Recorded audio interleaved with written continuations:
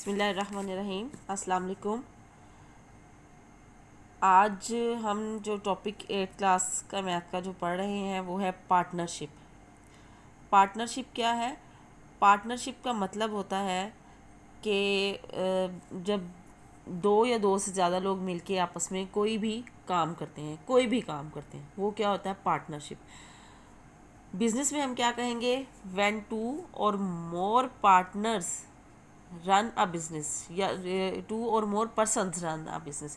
जब दो या दो से ज़्यादा लोग मिलकर जो है वो एक बिज़नेस चलाते हैं, एक कारोबार चलाते हैं, उसको हम क्या कहते हैं? पार्टनरशिप कहते हैं। और उस बिज़नेस के प्रॉफिट और लॉस दोनों के रिस्पॉन्सिबल होते हैं। यानी कि अगर तो उसमें प्रॉफिट हो तो भी इन दोनों को जो है वो सफ़र करना पड़ेगा, और अगर लॉस होगा तो भी इन दोनों को ही वो सफ़र करना पड़ेगा। इट मीन्स के प्रॉफिट जितना भी आएगा, अगर दो लोग हैं तो दोनों लोगों को जितना भी प्रॉफिट होगा उनकी इन्वेस्टमेंट के अकॉर्डिंग मिलेगा। अब इन्वेस्टमेंट क्या चीज़ होती है? जितना हम उस पर पैसा लगाते हैं। यानी कि एक फॉर एग्ज़ाम्पल एक बंदा है, उसने जो है वो दिए हैं कितने? 4,000 बिज़नेस स्टार्ट करने के लिए, एक ने दिए हैं 2,000।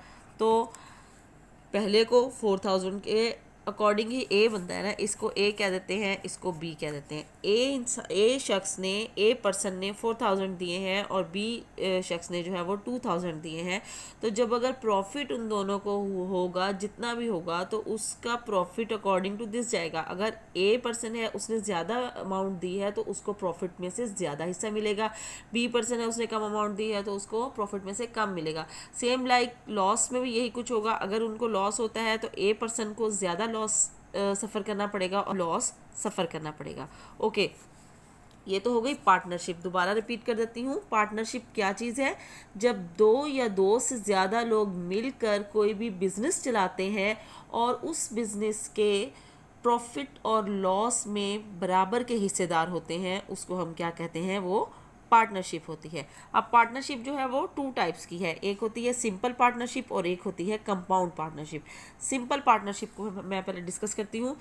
सिंपल पार्टनरशिप ये होती है कि जब दो या दो से ज़्यादा पर्सन्स विद डिफरेंट इन्वेस्टमेंट, यानी कि जो भी वो पैसा लगा रहे हैं, इन्वेस्टमेंट कहते हैं, जो पैसा वो उसमें लगा रहे होते हैं, इन्वेस्ट कर रहे होते हैं। डिफरेंट इन्वेस्टमेंट, चाहे सेम हो चाहे डिफरेंट हो, वो जिस तरह भी उनकी अपनी मर्जी है। डिफरेंट इन्वेस्टमेंट के ज़रिए से सेम टाइम में बिजनेस स्टार्ट करते हैं। यानी कि अगर तो वो अगर एक बंदे ने आज अगर बिज़नेस अगर 22 फॉर एग्जांपल 22 डेट है, 22 डेट को बिज़नेस स्टार्ट किया है, तो दूसरा भी 22 को ही करेगा और तीसरा भी 22 को ही करेगा। यानी कि अगर 3 पर्सन्स हैं, 3 भी हो सकते हैं, 4 भी हो सकते हैं, सेम टाइम में बिज़नेस शुरू करें और सेम टाइम में एंड करें। तो जो प्रॉफिट होगा उनको उनके अमाउंट के अकॉर्डिंग प्रॉफिट या लॉस जो है वो उनको डिस्ट्रीब्यूट कर दिया जाएगा। ये होती है सिंपल पार्टनरशिप, कि इकट्ठे शुरू करें और इकट्ठे ही उसको ख़त्म करें और एंड में प्रॉफिट लॉस का भी इकट्ठे हिसाब करते हैं। कंपाउंड पार्टनरशिप थोड़ी सी डिफरेंट होती है। इसमें ये क्या है? डिफरेंट टाइम पीरियड जो है वो चेंज होता है।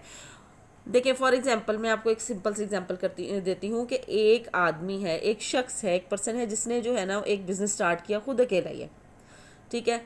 उसने 12,000 रुपीज़ के साथ बिज़नेस किसी भी चीज़ का शुरू किया, कोई भी चीज़, फॉर एग्जांपल स्टेशनरी का बिज़नेस शुरू कर दिया उसने, ये क्लिपबोर्ड्स बेचना शुरू कर दिए।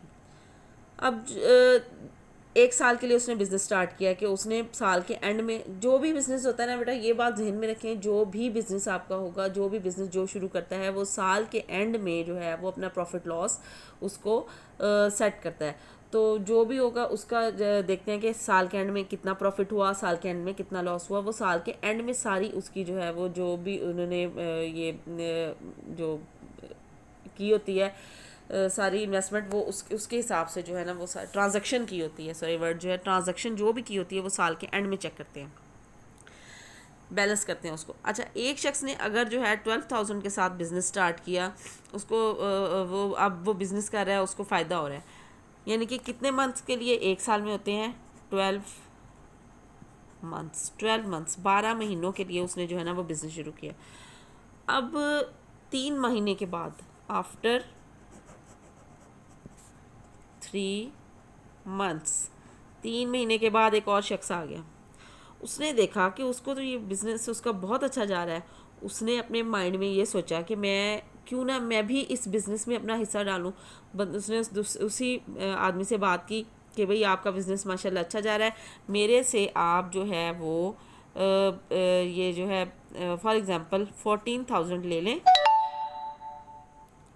मेरे से आप 14,000 रुपये ले लें और मैं आपके साथ बिज़नेस स्टार्ट करने लगा हूँ। कोई बात नहीं, 3 महीने के बाद आया हूँ, फिर क्या हुआ? तो फिर इट मीन्स कि उसने कितने मंथ्स के लिए किया? उसने तो पूरे 12 मंथ्स के लिए किया ना। अब 3 महीने गुजरने के बाद वो आया, तो 3 के बाद बाकी भी कितने बच गए? 12 में से 9 मंथ के लिए वो बंदे ने बिज़नेस शुरू किया। तो जो भी प्रॉफिट लॉस होगा ना उसको 9 मंथ के अकॉर्डिंग मिलेगा। एक तो उसकी अमाउंट के लिहाज से और एक उसको उसके मंथ्स के हिसाब से कि 9 महीनों के हिसाब से उसको जो उसका प्रॉफिट या लॉस जो है वो गेन करना पड़ेगा। अब तीसरा बंदा फिर आ जाता है, 6 महीने गुजरते हैं, तीसरा बंदा कहता है मैं तुम्हें 20,000 रुपीज़ देता हूँ, मुझे भी शामिल कर लो आफ्टर 6 मंथ्स, 6 महीने के बाद। अब 6 माह बाद वो तीसरा भी आ जाता है, तो उसको जो भी उसका प्रॉफिट लॉस होगा वो उसको 6 मंथ्स के बाद 6 मंथ्स का सफ़र करना पड़ेगा। अगर प्रॉफिट होता है तो भी 6 महीनों का और लॉस होता है तो भी 6 महीनों का। इसी तरह आगे चलते जाएं, अगर कोई आखिरी 3 महीनों में आता है तो उसको 3 महीनों का जो है ना प्रॉफिट या लॉस जो है वो गेन करना पड़ेगा। बाकी आपको क्वेश्चंस में जब हम क्वेश्चंस करेंगे तो आपको जो है वो मज़ीद डिटेल से समझ आ जाएगी। ठीक है, दोबारा रिवाइज कर देती हूँ। पार्टनरशिप क्या होती है? जब 2 या 2 से ज़्यादा लोग मिलकर बिजनेस करते हैं और उसमें इन्वेस्टमेंट करते हैं और उसके प्रॉफिट और लॉस के रिस्पॉन्सिबल होते हैं, तो क्या कहते हैं उसको? पार्टनरशिप। अब पार्टनरशिप होती है 2 टाइप्स की, सिंपल पार्टनरशिप और कंपाउंड पार्टनरशिप। सिंपल पार्टनरशिप वो होती है जब आप जो है वो बिज़नेस करते हैं एट द सेम टाइम, 2 या 2 से ज़्यादा लोग बिज़नेस करते हैं at the same time with different investment, मुख्तलिफ इन्वेस्टमेंट होती है और उनकी जो है प्रॉफिट और लॉस जो है वो उसी टाइम ड्यूरेशन के हिसाब से उसको मिलता है। कंपाउंड में क्या होता है? कंपाउंड प्रपोर्शन में डिफरेंट टाइम पीरियड होता है, कोई कितने मंथ्स के बाद आ रहा है, कोई कितने मंथ्स के बाद आ रहा है, और वो जब पार्टनरशिप होती है उसको हम कहेंगे कंपाउंड पार्टनरशिप। और उनको जो डिफरेंट मंथ्स के बाद आई जा रहे हैं उनको जो है उसका प्रॉफिट या लॉस जो होगा वो उन्हीं मंथ्स के अकॉर्डिंग जो है वो मिलेगा, जितने मंथ्स उन्होंने उसमें लगाए होते हैं। ठीक है, अब हम आते हैं क्वेश्चंस की तरफ। हमारा जो है क्वेश्चन नंबर 1 इस पर है 4.2 एक्सरसाइज का। क्वेश्चन नंबर 1 है ये, Aslam and Akram invested 27,000 and 30,000 to start a business. Aslam और अकरम ने 27,000, यानी कि अगर पहला नाम है और पहली अमाउंट है, इट मीन्स पहला पहले के लिए और दूसरा दूसरे के लिए। असलम ने 27,000 दिए हैं और अकरम ने 30,000 दिए हैं एक बिज़नेस शुरू करने के लिए। If they earned a profit of 66,500, 66,500, 66,500 का प्रॉफिट होता है साल के एंड में, at the end of year. Find the profit of each one, हर एक का प्रॉफिट फाइंड आउट करना है। अब आप ये देख लें, ये सिंपल पार्टनरशिप है, इकट्ठे बिजनेस स्टार्ट किया, इकट्ठे साल के एंड में उनको प्रॉफिट हुआ और अब वो कहते हैं इन दोनों में आपने डिवाइड करना है। इसका क्वेश्चन हम देखते हैं। ये देखें, पहले हम लिखेंगे असलम्स इन्वेस्टमेंट 27,000, अकरम्स इन्वेस्टमेंट 30,000। जो उनको प्रॉफिट अर्न हुआ, जितना उनको प्रॉफिट हुआ वो 66,500 है। हर एक का प्रॉफिट हमने देखना है। अब हम क्या करते हैं, हमने रेशो लेनी है दोनों इन्वेस्टमेंट्स में, असलम की और अकरम की, दोनों की इन्वेस्टमेंट में हमने जो है वो रेशो लेनी है। 27,000 रेशो 30,000, ये 30 से ये 30 कैंसिल हो गए। अब ये किस पे होगा? 3 के टेबल पे। 3 9s are 27, 3 10s are 30। आगे फर्दर ये जो है वो डिवाइड नहीं होता। अगर हो सकता है तो हम इसको डिवाइड कर देंगे, नहीं होता तो हम इसको नहीं करेंगे। अब ये रेशो निकल आई है, सम ऑफ रेशो इन करेंगे, 9 + 10 = 19। अब हमने असलम का प्रॉफिट लेना है कि असलम को टोटल प्रॉफिट में से ये 66,500 जो प्रॉफिट है इसमें से इसको कितना हुआ। अब आपके पास देखें, हमने लिखना है ये इसकी रेशो जो निकली है 9 divided by sum of ratio 19 multiply by जो इसका ये टोटल प्रॉफिट था। ठीक है, इससे मल्टीप्लाई करेंगे 19 को 66,500 को 19 पे जब हमने डिवाइड किया, ये देखें इधर डिवीजन का प्रोसेस भी मैंने शो कर दिया है, 3500 आया, 3500 को 9 से मल्टीप्लाई किया तो हमारे पास 31,500 जो है ये असलम का प्रॉफिट आ गया। ठीक है, अब आपने हमने दूसरा जो था अकरम्स प्रॉफिट हमने फाइंड करना है। अकरम की रेशो कितनी थी 10 divided by sum of ratio यानी कि 19 से डिवाइड करेंगे और मल्टीप्लाई बाय उसी प्रॉफिट से करेंगे। जब हमने इसको 19 पे डिवाइड किया तो वही 3500 आ गया, इसको 10 से मल्टीप्लाई किया तो 35,000 आ गया। अब आप देखें इसका 31,500, इसका 35,000, इसकी जो है वो इन्वेस्टमेंट किसकी, असलम की 27,000 थी तो इसका प्रॉफिट 31,500 आ गया। इसकी इन्वेस्टमेंट अकरम की जो है वो ज़्यादा सी थी 30,000 तो इसका प्रॉफिट भी इसको ज़्यादा मिल गया 35,000 आ गया। ठीक है, अब हम नेक्स्ट क्वेश्चन की तरफ आते हैं।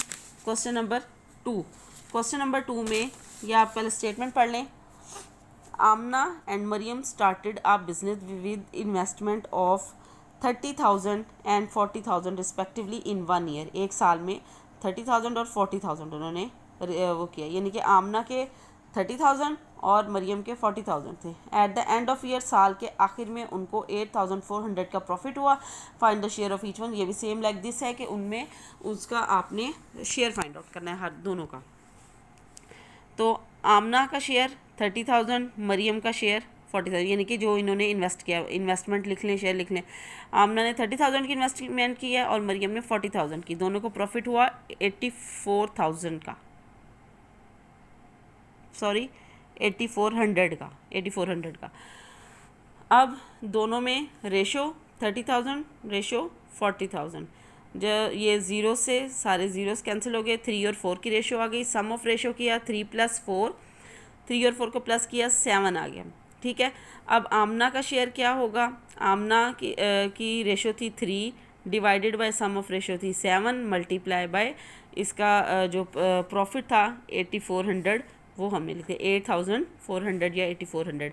जब हमने इसको 7 पे डिवाइड किया तो आपके पास ये मैंने डिवीजन भी लिख दिया, यहाँ पर भी 1200 जो है आपके पास आ गया।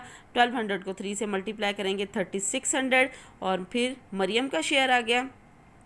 मरियम का प्रॉफिट में कितना हिस्सा होगा, मरियम का जो ये था रेशो वो 4 थी divided by sum of ratio multiply by its total profit. इसको भी इसी तरह करेंगे, 7 से इसको डिवाइड कर देंगे। वैसे भी मैं आपको बता दूं 7 1 ज़र 7, 1 आ जाएगा, इधर 14 बच जाएगा, 7 2 ज़र 14 और 2 ज़ीरोस के साथ ऐसे आ जाएंगे। तो 1200 को 4 से जब मल्टीप्लाई किया तो 4800, यानी कि इसका आमना का जो प्रॉफिट में हिस्सा था वो 3600 और मरियम का 4800। क्यों? क्योंकि आमना ने कम पैसे इन्वेस्ट किए थे और मरियम ने ज़्यादा, इसलिए प्रॉफिट में आमना को कम मिला, मरियम को ज़्यादा मिल गया। ठीक है, नेक्स्ट आपके पास जो क्वेश्चन